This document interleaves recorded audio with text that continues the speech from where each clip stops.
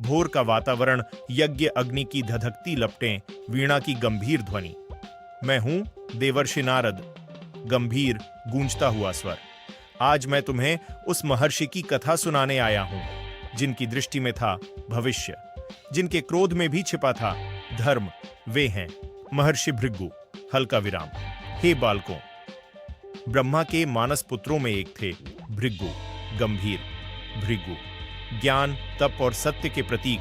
वे केवल वेदों के झाता नहीं थे, बल्कि समय के रहस्यों को भी समझते थे। रहस्यमयी कहा जाता है।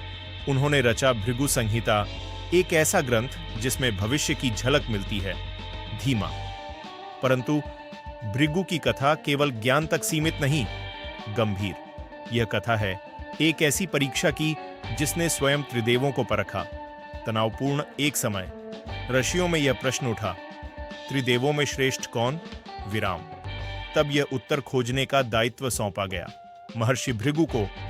ऊर्जावान भृगु पहले गए ब्रह्मा के पास। गंभीर। उन्होंने ब्रह्मा का सम्मान नहीं किया। ब्रह्मा क्रोधित हुए, पर उन्होंने स्वयं को रोक लिया। धीमा। फिर भृगु गए शिव के पास। उन्होंने शिव का अपमान किया। शिव क्रोध से भर उठे, परंतु पार्वती ने उन्हें शांत किया। तनाव बढ़ता है और अंत में भृगु पहुंचे विष्णु के पास। धीमा, गहरा।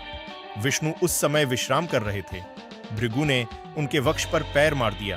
गंभीर मौन। हे शिष्यों, यह एक अत्यंत बड़ा अपमान था। धीमा। परंतु विष्णु ने क्रोध नहीं किया, बल्कि उन्होंने भृगु के चरण पकड़ लिए और कहा, हे ऋषिवर, आपके चरणों को चोट तो नहीं लगी? भावनात्मक उभार। हे बालकों, यही था सच्चे ईश्वर का स्वरूप। गंभीर। भृगु समझ गए कि विनम्रता और करुणा ही सर्वोच्च हैं। धीमा। उन्होंने घोषित किया, विष्णु ही श्रेष्ठ हैं। गूंजता हुआ। परंतु इस घटना का एक और परिणाम हुआ, रहस्यमय। माता लक्ष्मी ने इसे अपमान माना और भृगु को श्राप दिया। गंभीर। हे शिष्यों, ये कथा हमें यह सिखाती है कि ज्ञान के साथ विनम्रता आवश्यक है। प्रेरणादायक। और यह भी कि सच्ची महानता शक्ति में नहीं, बल्कि क्षमा में होती है। धीमा। भृगु का जीवन एक संतुलन है, ज्ञान और क्रोध के बीच, परीक्षा और सत्य के बीच। समापन। मैं हूं नारद, और मैं तुम्हें ऐसे ही दिव्य ऋषियों की गाथाएं सुनाता रहूंगा।